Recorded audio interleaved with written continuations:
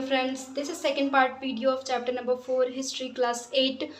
The topic is forest laws and their impact. मतलब कि forest laws लगाने से क्या क्या इफेक्ट हुआ फॉरेस्ट में जो ट्राइबल लोग रहते थे उनको। तो हम जानते हैं कि जो फॉरेस्ट है वो जो ट्राइबल्स है उनकी लाइवलीहुड है। ठीक है, सबको पता है कि फॉरेस्ट ट्राइब्स के लिए उनके लिए सब कुछ है, बहुत इसेंशियल है। पर क्या किया ब्रिटिश ने, वो धीरे धीरे पूरा ही फॉरेस्ट में अपना कंट्रोल जमाने लगा। और उन्होंने ऐसा कह दिया ब्रिटिश ने कि जो फॉरेस्ट है वो हमारा प्रॉपर्टी, मतलब स्टेट का प्रॉपर्टी, ये ना ही कोई ट्राइबल का खुद का प्रॉपर्टी नहीं है। तो उन्होंने क्या किया, फॉरेस्ट को रिजर्व कर दिया, मतलब कि क्लासीफाई कर दिया फॉरेस्ट को कि ये रिजर्व फॉरेस्ट है। तो इसमें क्या होगा कि जो ट्राइबल्स हैं उनको ट्रांसफ़र कर दिया जाएगा, वो फॉरेस्ट में नहीं रह सकते और वो टिम्बर को भी कलेक्ट नहीं कर सकते। और जो लोग हैं फॉरेस्ट में जो रहते थे उनको अलाउ नहीं है अब, क्योंकि जो फॉरेस्ट है अब वो स्टेट का प्रॉपर्टी है। वो ऐसे घूम सके फॉरेस्ट में कहीं भी, उनको अलाउ नहीं मिला। वो झूम को भी नहीं कर सकते थे, मतलब कि देखिए हमने क्या पढ़ा था कि झूम कल्टीवेशन कहाँ होता था, फॉरेस्ट में। एक एरिया को जलाकर फिर दूसरे एरिया वो मूव करते थे कल्टीवेशन करने के बाद। तो उनके लिए भी उनको मना कर दिया गया, वो फ्रूट्स को, मतलब हंटिंग गैदरिंग सबके लिए मना कर दिया गया। जो पूरा ही लाइवलीहुड है ट्राइब्स का उसको पूरा ही डिस्ट्रॉय कर दिया और उनको फोर्स कर दिया कि आप कुछ और काम ढूंढो, आप फॉरेस्ट हमारा है, आप जाइए, आप लेबर का काम करिए, कुछ और काम करिए। तो जो वहाँ के ट्राइब्स थे उनको बहुत प्रॉब्लम हुआ, जितने भी इंडिया में फॉरेस्ट थे सबको रिजर्व कर दिया गया। तो क्यों किया, मतलब उनको फॉरेस्ट से क्या चाहिए था, ये भी एक क्वेश्चन है आपका कि ब्रिटिश से मतलब ब्रिटिश ईस्ट इंडिया कंपनी, उनको फॉरेस्ट से क्या मतलब है। तो क्या वो फॉरेस्ट से स्लीपर्स बनाते थे, जो फॉरेस्ट के जो टिम्बर्स होते थे, लकड़ी, उससे वो अपने रेलवे लाइन के लिए स्लीपर्स बनाते थे। ऐसे ऐसे करके जो रेलवे लाइन में होता है ना, वो स्लीपर्स बनाते थे। ओके, ये स्लीपर्स। तो ये फॉरेस्ट, तब देखिए अभी तो आयरन होता है, मतलब अभी तो लोहा होता है, लेकिन उस वक्त लकड़ी हुआ करता था, इसीलिए फॉरेस्ट का यूज़ होता था। तो क्या किया, पूरे ही फॉरेस्ट में अपने लॉज बनाकर पूरे कंट्रोल में ले लिए। ओके ना, तो अब जो ट्राइब्स थे वो तो चुप बैठेंगे नहीं, वो बहुत मतलब प्रोटेस्ट किए। तो उसके बाद क्या हुआ, उनको बहुत एक स्मॉल लैंड दिया गया, पैचेस ऑफ लैंड, एक स्मॉल एरिया कि हाँ फॉरेस्ट का, कि आप इसमें जो करना है करिए, अपना कल्टीवेशन करिए। पर उनको क्यों दिया गया, इनको एक एरिया इसलिए दिया गया, इनको कहा गया कि अगर आप काम करना चाहते हो फॉरेस्ट में, मतलब कल्टीवेशन करना चाहते हो, फूड गैदरिंग, हंटिंग, तो आपको फॉरेस्ट डिपार्टमेंट में एज अ चीप लेबर काम करना पड़ेगा। ठीक है ना, मतलब फॉरेस्ट डिपार्टमेंट का इंट्रोड्यूस हो गया था, फॉरेस्ट डिपार्टमेंट का सेटअप हो गया था फॉरेस्ट में, जो टिम्बर कलेक्ट करवाती थी फॉर ब्रिटिश।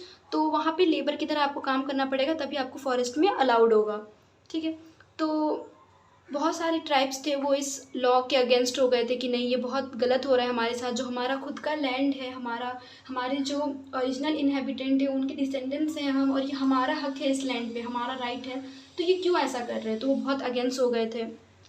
उसके बाद क्या हुआ, बहुत ज़्यादा अब शांत तो रहेगा नहीं, जो ट्राइब्स है वो तो शांत रहने वाले नहीं हैं। तो उन्होंने क्या किया, रूल्स को डिसओबे करने लगे। मतलब जो फॉरेस्ट डिपार्टमेंट में समझिए जो वॉचमैन रहते थे, तो उनको कुछ पैसा देकर फॉरेस्ट में घुस जाते थे, पर उनको पनिश भी किया जाता था। तो वो इलीगल काम करना शुरू कर दिए थे, छुप छुप के फॉरेस्ट में घुसना शुरू कर दिए थे, झूम कल्टीवेशन कर रहे थे यहाँ वहाँ छुप कर। तो इससे क्या हो रहा था, बहुत रेबिलियन हो गया था। मतलब कि जो ट्राइब्स थे उनको हर चीज़ के लिए मना कर दिया गया था, उनके कंट्रोल, उनके खुद के लैंड से मना कर दिया था, तो बहुत रिवॉल्ट हो गया था। तो सोंग्राम संगम रिवॉल्ट हुआ था असम में 1906 में, और फॉरेस्ट सत्याग्रह हुआ था सेंट्रल प्रोविंस में, मतलब अभी का मध्य प्रदेश में 1930 में। तो ये सारे रिवॉल्ट हुए थे, क्यों, क्योंकि उनको फॉरेस्ट लॉज को मतलब ज़बरदस्ती फोर्सफुली उनको एक्सेप्ट करवाया जा रहा था कि आपको फॉरेस्ट लॉज को मानना पड़ेगा। ओके, तो फॉरेस्ट लॉज हमने पढ़ा, फिर ट्राइब्स के साथ क्या प्रॉब्लम हो रहा था, उनके झूम कल्टीवेटर्स के साथ, हंटिंग गैदरर्स के साथ। अब हम पढ़ेंगे ट्रेड के साथ क्या प्रॉब्लम थी। जो ट्रेडर्स थे, जो मनी लेंडर्स, तो जो ट्राइबल्स थे उनको ट्रेडर्स और मनी लेंडर, तो उनको ये प्रॉब्लम हो रहा था, ट्रेडर्स और मनी लेंडर्स ट्राइब्स को ये प्रॉब्लम हो रहा था कि जो फॉरेस्ट प्रोड्यूस होता था, तो वो क्या करते थे, उनको जैसे मनी लेंडर से वो लोन लेते थे। ठीक है, उसके बाद जो मनी लेंडर्स होते थे वो इनसे कहते थे कि आपको कैश में लोन को चुकाना, मतलब कि ऐसा नहीं होगा कि फॉरेस्ट प्रोड्यूस है उसको आप दे देंगे तो आपका लोन चुका, नहीं, आपको कैश में लोन को, इसके इंटरेस्ट को देना पड़ेगा। तो इनको कहा जाता था, जैसे मनी लेंडर्स ट्राइब्स को लोन देते थे, तो इनको कहते थे कि आपको हमारे लिए, हमने आपको लोन दिया तो आपको हमारे लिए काम करना पड़ेगा। तो इनको बहुत लो वेजेस देते थे, मतलब बहुत कम सैलरी देकर काम करवाते थे। ठीक है, इसी तरह एक प्रॉब्लम हुआ था सिल्क ग्रोवर्स के साथ, मतलब जो सिल्क को ग्रो करते थे उनके साथ। तो जो इंडिया का सिल्क था उस वक्त, तो वो पूरे ऑल ओवर इंडिया में डिमांड था बहुत ज़्यादा, क्योंकि हमारा जो सिल्क था वो बहुत ज़्यादा क्वालिटी वाइज बहुत अच्छा था। ये बहुत ज़्यादा मतलब इंडिया से बहुत ज़्यादा एक्सपोर्ट होता था दूसरे कंट्रीज़ में, ठीक है ना। तो इस सिल्क कहाँ से मिलता था, तो केकून्स है, ये एक मतलब इंसेक्टी जैसा है, उससे उसको रेयर करके मतलब केकून्स को पाल कर रखना पड़ता है, उससे सिल्क मिलता था। तो मार्केट में इसका डिमांड बहुत बढ़ गया था। उसके बाद इसका जो सिल्क है उसका एक्सपोर्ट भी इंक्रीज़ हो गया था। इंडिया से बहुत सारे कंट्रीज़ में हमारा सिल्क जाता था। ओके, तो इतना ज़्यादा डिमांड बढ़ गया था, इसीलिए जो सिल्क प्रोड्यूसर्स थे, तो इतना ज़्यादा डिमांड बढ़ गया था इसीलिए जो सिल्क प्रोड्यूसर्स थे उनको बहुत एनकरेजमेंट मिल गया था कि इतना ज़्यादा सिल्क का डिमांड है तो हमें अब सिल्क प्रोडक्शन ज़्यादा करना चाहिए, ठीक है ना। तो इंडिया का सिल्क बहुत अच्छा क्वालिटी था। तो अब हम पढ़ेंगे कि एक स्टेट है झारखंड, वहाँ पे एक एरिया है, बताती हूँ मैं। तो हजारीबाग एक जगह है, वो झारखंड में पड़ता है, ठीक है। तो झारखंड मतलब अभी तब का छोटा नागपुर प्लेटू के पास, ठीक है, जहाँ के बिरसा मुंडा थे। तो वहाँ पे संथाल एरिया है, वहाँ पे वो लोग क्या करते हैं, ककून्स को, जहाँ से सिल्क मिलता है उसको पालते हैं। हजारीबाग के जो ट्राइब्स थे, ठीक है ना, संथाल एरिया पे, संथाल ट्राइब्स।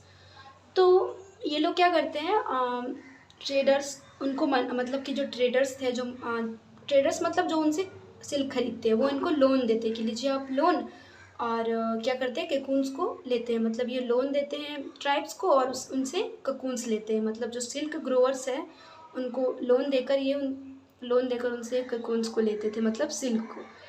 तो ये 1000 ककून्स लेते थे, 1000 ककून्स में ये 3 से 4 रुपए देते थे, ठीक है ना, ट्राइब्स को, बाय मतलब ट्रेडर्स, जो ट्रेडर्स होते थे वो 1000 ककून्स में 3 या 4 रुपए देते थे और उसको एक्सपोर्ट कर देते थे बुर्दवान में या तो गया में, और उसको 5 टाइम, मतलब कि अगर 2 रुपया उसका प्राइस है तो वो 10 रुपये में बेचते थे, मतलब कि पूरे 8 रुपये का फ़ायदा, प्रॉफिट, ठीक है ना।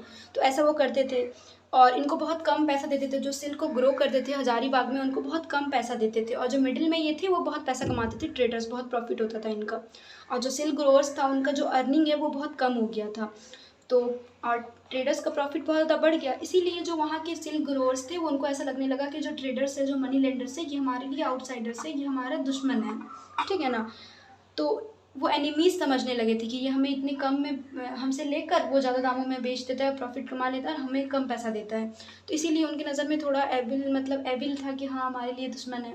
ओके, तो इसीलिए इनको लग रहा था इस तरह ये दो ट्रेडर्स थे, ये एक्सप्लॉइट कर रहे थे हजारीबाग के सिल्क ग्रोवर्स को।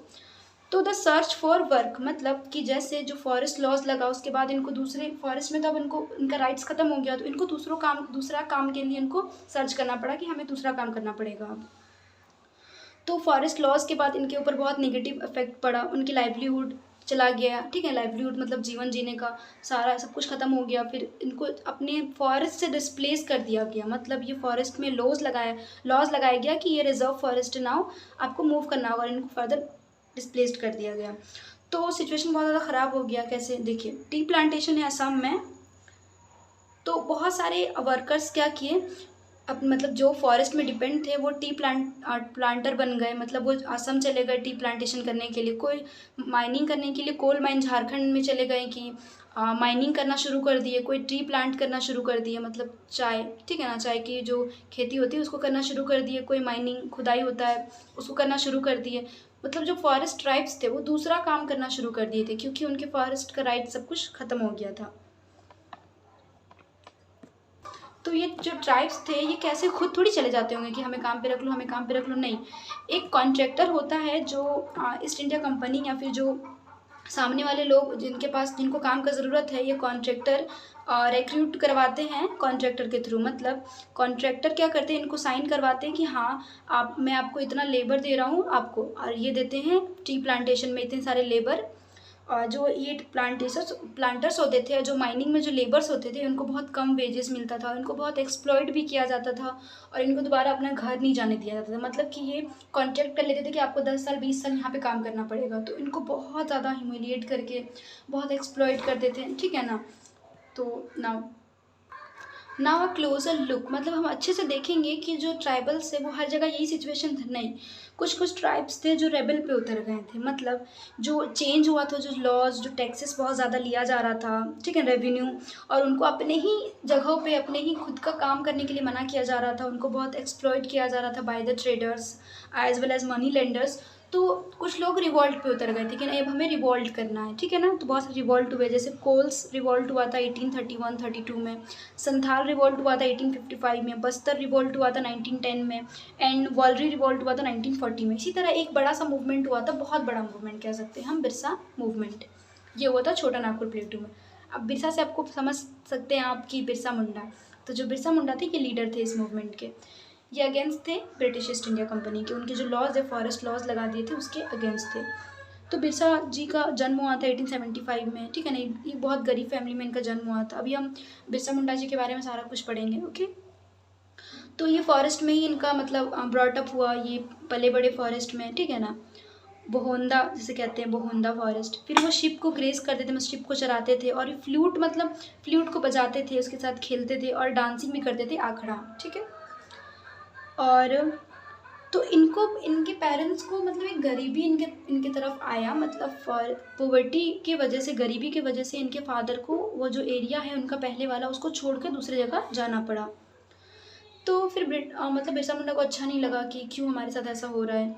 तो ब्रिटिश सुने थे एक दफ़ा, मतलब स्टोरी सुनते थे कि जो मुंडा है, जो मुंडा ट्राइब्स है, बिरसा मुंडा सुनते थे जो मुंडा ट्राइब्स है, इसके पास्ट में बहुत अच्छा गोल्डन एज हुआ करता था, ब्रिटिश के आने से पहले जो हमारा लाइफ था वो बहुत अच्छा था, ठीक है ना। तो वो स्टोरी सुने थे कि ब्रिटिश के आने के पहले हमारा राइट्स था खुद के लैंड में, बहुत सारी अच्छी अच्छी चीज़ें होते थे, हमें अपने रिलीजियस चीज़ों को करने के लिए कोई मना नहीं करता था, तो एक गोल्डन एज हुआ करता था, मुंडा बात करते हैं, ठीक है ना। गोल्डन एज मतलब कि जो मुंडास थे उनको वो फ्री थे, उनको कोई ऑपरेशन नहीं, कोई दिक्कत उनको परेशान नहीं करते थे, ठीक है ना। उसके बाद वो अपने आप को मतलब और जो ओरिजिनल होते थे सेटलर्स, मतलब एक लैंड में जो ओरिजिनल एक है उसके ही डिसेंडेंट्स है ये, मतलब सारे ही लोग हम सब एक हैं। और ये कहते हैं कि कैसे हमारे लोग अपने ही लैंड के लिए फ़ाइट करते थे, जिसे कहा जाता था मुल्क की लड़ाई, ठीक है ना। तो जो सरदार्स होते थे वो मुल्क की लड़ाई, मतलब कोई लैंड अगर कोई और कब्जा करना चाहता हो तो हम लड़ाई करते थे, फिर उनको हटा देते थे, पर ब्रिटिश को हम नहीं कर पा रहे हैं, तो हम फ्रीली मूव करते थे। और अभी जितना भी हमें जो भी करना है, झूम कल्टीवेशन करना है, गैदरिंग, फिशिंग, जितना भी कुछ भी चीज़ करना है, तो हम हंटिंग सारा कुछ कर सकते थे फ्री। लेकिन ब्रिटिश के आने की वजह से हमारा सारा लाइफ डिस्ट्रॉयड हो गया। तो ये है गोल्डन एज, मतलब बिफोर ब्रिटिश रूल ये गोल्डन एज हुआ करता था बिरसा मूवमेंट, मतलब बिरसा मुंडाज कम्युनिटी के बीच में, मुंडा ट्राइब्स के बीच में। तो अब हम बिरसा मुंडा के बारे में कुछ पढ़ेंगे। इन्होंने ये लोकल मिशनरी स्कूल में पढ़ाई की है अपना सारा कुछ, मतलब मिशनरी स्कूल होता है जब कोई बाहर का आके हमारे एरिया में स्कूल लगाते हैं, उसको मिशनरी स्कूल कहते हैं। तो ये बहुत सारे सरमन, बहुत सारे स्पीच सुने थे, ठीक है ना, मिशनरीज़ के द्वारा। तो इन्होंने ये सुना था कि रिलीजियस इन्फ्लुएंस हुआ था इनको, मतलब ये इनका कहना था कि जो मिशनरीज़ है वो कहते हैं कि हमें अपने बैड प्रैक्टिस को छोड़ना चाहिए, मतलब जो हम कुछ गलत काम कर रहे हैं उसे हमें छोड़ना चाहिए। इन्होंने ये सीखा मिशनरी स्कूल में। और इन्होंने मुंडा से सुना था कि जो मुंडा किंगडम है वो हेवन से आया है, मतलब स्वर्ग से आया है, जो मुंडा ट्राइब से ये स्वर्ग से बिलोंग करता है। और ये बहुत ज़्यादा वैष्णव प्रीचर, मतलब कि विष्णु जी के भी थोड़े बहुत नहीं, विष्णु जी के भी भक्त थे इस टाइप के। और ये सेक्रेट थ्रेड, मतलब कि ये एक सेक्रेट थ्रेड, एक धागा पहनते थे जो पवित्र होता था, इसे ये प्योरिटी मानते थे कि हमें पहनना चाहिए, हमारी प्योरिटी को दर्शाता है। तो ये लोकल मिशनरीज़ में पढ़ाई किए थे। तो ये बहुत सारे रिफॉर्म्स लाए थे। इनका पहला ये था कि हमें अपने ट्राइबल्स को, हमें अपने फॉरेस्ट को वापस लेना है, ये किए थे। उसके बाद ये जो लिकर होता है, जो शराब होता है, उसको पीना, मतलब जो भी लोग उसको पीते थे उसको बंद करवा दिए। फिर अपने पूरे विलेज को क्लियर करवा दिए, जो भी चीज़ है। एंड ये जो विच क्राफ्ट, मतलब जो काला जादू होता है, इसमें बिलीव करना छोड़ दिए थे। इनका बिरसा मुंडा का ये था। और ये अगेंस्ट मिशनरीज़ के हो गए थे। क्यों? क्योंकि मिशनरीज़ जो थे वो इनके अब खुद के ट्रेडिशन को मतलब डिस्ट्रॉय करते थे। जो मिशनरीज़ होते थे वो कहते थे कि नहीं, तुम लोग सही तरीके से अपने रिलीजियस कस्टम्स को नहीं करते हो, इसको प्रैक्टिस करना छोड़ दो। तो जो बिरसा मुंडा है वो इसके अगेंस्ट भी थे। इसीलिए बिरसा मुंडा इनसे धीरे धीरे नफरत करने लगे थे कि ये आउटसाइडर से मिशनरीज़, वो भले ही मिशनरी स्कूल में पढ़ाई की है पर जिनसे वो पढ़ाई की है उनसे अपोज हो गए थे, क्योंकि इनके रिलीजन के बारे में गलत गलत कह रहे थे। तो इनका कहना था कि ये आउटसाइडर से ये हमारी लाइफ को रूइन कर देंगे, मतलब ख़त्म कर देंगे। ये बात करते थे सतयुग का, मतलब द एज ऑफ ट्रूथ। इनका कहना था कि गोल्डन एज था हमारे मुंडा ट्राइब में, ठीक है ना। 1895 में क्या हुआ, इनके फॉलोअर्स ये चाहते थे कि जो हमारा गोल्डन एज है उसको हमें रिकवर करना चाहिए। ये कहते थे कि हमें जो मुंडाज है वो पहले अच्छे से जीते थे, गुड लाइफ जीते थे, वो ट्रीज़ को प्लांट करते थे, कल्टीवेशन करते थे, ठीक है ना, बहुत सारे कैनल्स बनाते थे, बहुत सारी अच्छी अच्छी चीज़ें करते थे। और जो ब्रदरहुड है, जो भाईचारा है, उसको ख़त्म नहीं करना चाहिए। हमें ऑनेस्टी रहना चाहिए, ऑनेस्टली मतलब सतयुग, हमें सत्य की तरह रहना चाहिए, हमें गलत चीज़ों को ख़त्म करना चाहिए और हमारा जो पुराना गोल्डन एज है वो हमें रिकवर करना चाहिए। ये सारे प्रिंसिपल किसके थे? बिरसा मुंडा जी का। ओके नाउ, तो बिरसा मुंडा थे, उनका कहना था, वो चाहते थे कि जो उनके पीपल है वो अपने लैंड के लिए, मतलब अपने लैंड के लिए खुद लड़े, ठीक है ना, अपने लैंड को खुद, अपने राइट्स को जाने और वो सेटल हो जाए एक जगह पे और कल्टीवेट करना शुरू कर दे अपने लैंड पे। मतलब जो उनका फील्ड, ऐसा नहीं कि जो ट्राइब से वो मतलब यहाँ वहाँ मूव करे, अगर यहाँ वहाँ वो मूव करेंगे तो उनका राइट्स ही खत्म हो जाएगा धीरे धीरे लैंड पे। उनको एक पर्टिकुलर एरिया पे हमेशा सेटल हो जाना चाहिए। उसके बाद क्या हुआ, ये जो बिरसा मूवमेंट है ये बहुत ज़्यादा पॉपुलर हो गया, तो ब्रिटिश इसके ज़्यादा बहुत डर गया था ब्रिटिश। तो ब्रिटिश का कहना था कि अब मुंडा राज आने वाला है, अब हम तो ख़त्म होने वाले हैं। ओके, तो ये सारी चीज़ हो रहा था। तो जो मुंडा राज है, मतलब जो बिरसा मूवमेंट हुआ था, उसमें बिरसा मूवमेंट में ये मिशनरीज़ को हटाना चाहते थे, मनी लैंडर्स को, लैंडलॉर्ड्स को और गवर्नमेंट मतलब ब्रिटिश को। रीज़न क्या था? अब हम रीज़न पढ़ेंगे कि ये लोगों को क्यों हटाना चाहते थे। तो मिशनरीज़ को इसलिए हटाना चाहते थे, जो मिशनरीज़ लोग थे, जो बाहर से आए हुए जो आउटसाइडर्स लोग थे, वो इनके ट्रेडिशनल कल्चर को क्रिटिसाइज़ करते थे कि नहीं ये गलत तरीका है, तुम लोग सही तरीके से नहीं करते हो, इसको चेंज करो। तो ये सारी चीज़ होता था। जो लैंडलॉर्ड्स होते थे वो इनका लैंड ले लेते थे और इनको बहुत मतलब ज़्यादा इंटरेस्ट के साथ इनको लोन देते थे और फिर इनको एक्सप्लॉइट करते थे, लैंडलॉर्ड्स और मनी लैंडर्स। अब ब्रिटिश बहुत सारे पॉलिसीज़ बना के इनके लाइफ को डिस्ट्रॉय कर दिए थे, मतलब इनके फॉरेस्ट को छीन लिए थे, इसीलिए ये अगेंस्ट थे, ये लोगों के अगेंस्ट थे। तो उसके बाद क्या हुआ कि मुंडा मूवमेंट बहुत स्प्रेड हो गया। तो 1895 में जो ब्रिटिश ने बिरसा मुंडा को अरेस्ट कर लिया, 2 साल के लिए उन्होंने जेल में रख लिया उन्हें। तो बिरसा मुंडा जी को 1895 में 2 साल के लिए अरेस्ट कर लिया गया। उसके बाद फिर क्या हुआ, 95 तो 97 में उनको फिर वापस वो रिलीज़ हो गए, ठीक है ना। फिर वो मूवमेंट स्टार्ट कर दिए, रीस्टार्ट किया। ऐसा नहीं कि वो जेल गए फिर वो आए तो सब कुछ ख़त्म हो गया, ऐसा नहीं हुआ। वो फिर से मूवमेंट स्टार्ट कर दिए, बिरसा मूवमेंट। बहुत सपोर्ट उनको मिला, ठीक है ना।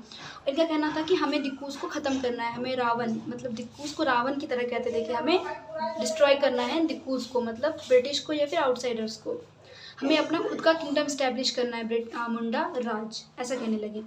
तो आफ्टर क्या हुआ, जो बिरसा मुंडा के फॉलोअर्स थे वो दिक्कूस के बिल्डिंग्स पे टारगेट करने लगे, उसको डिस्ट्रॉय करना शुरू कर दिए। पुलिस स्टेशन में और चर्चेस को ख़त्म करना, डिस्ट्रॉय करना शुरू कर दिए।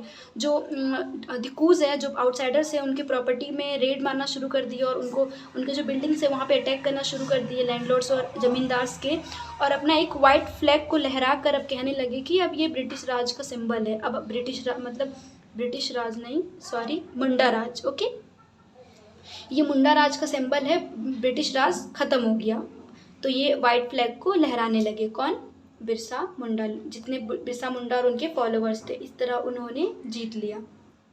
तो 1900 में क्या हुआ, बिरसा मुंडा जी का मृत्यु हो जाता है क्योंकि उनको एक कॉलेरा डिजीज़ हो जाता है। उसके बाद जो मतलब कि जो मूवमेंट है वो धीरे धीरे कम हो जाता है, उसका सिग्निफिकेंट उतना ही रहता है, वो स्टॉप नहीं होता। सॉरी, जो मूवमेंट है, ऐसा नहीं कि बिरसा जी के डेथ के बाद जो मूवमेंट है वो ख़त्म हो जाता है, नहीं, उनका ये मतलब सिग्निफिकेंट वैसे ही कंटिन्यू रहता है, वैसे ही मूवमेंट चलते रहता है। तो इसका 2 कारण है, तो इनका विक्ट्री हो जाता है। तो 2 कारण से आप समझ सकते हैं कि जो बिरसा मुंडा थे और उनके जो फॉलोअर्स थे उनका विक्ट्री होता है कि जो कॉलोनियल गवर्नमेंट है उन्होंने एक नया लॉ इंट्रोड्यूस किया कि जो मतलब जो ट्राइब्स है उनके एरिया से, उनके लैंड से कोई उनको हटा नहीं सकता, ठीक है ना। मतलब इजीली उनके लैंड को कोई ले नहीं सकता और ये नहीं कह सकते कि ये हमारा लैंड है, हटो। ये एक लॉ बनाए ब्रिटिश ने, ठीक है ना। और इससे ये दर्शाता है कि जो ट्राइब्स है उनके पास इतना कैपेसिटी है, उनका अपना एक साहस है कि हाँ हम इनजस्टिस के अगेंस्ट लड़ सके, इनजस्टिस के अगेंस्ट प्रोटेस्ट कर सके। ब्रिटिश इनजस्टिस कर रही थी, ओके। और ये अपने एंगर को शो किए कॉलोनियल रूल में, और ये विक्ट्री भी पाएँ, जीते भी, ओके। तो ये अपने तरीके से अपने वे, अपने तरीके, अपने रिचुअल्स और अपने सिंबल से वो तरीके से वो जीत गए। जो बिरसा मुंडा के फॉलोअर्स थे और जो मतलब बिरसा मूवमेंट चला था वो बहुत अच्छा सक्सेसफुल हो गया था, और जो ट्राइबल्स थे उनकी विक्ट्री हो गई थी। और कहीं ना कहीं ब्रिटिश का जो रूल था वो धीरे धीरे 1900 मतलब 20th सेंचुरी में धीरे धीरे पूरा कम होने लगा था। Okay, I hope that is it for today, and I hope कि आपको मेरी वीडियो से थोड़ी भी हेल्प हो रही हो। तो please subscribe my channel and like my videos and share my videos with your friends. Till then bye, take care.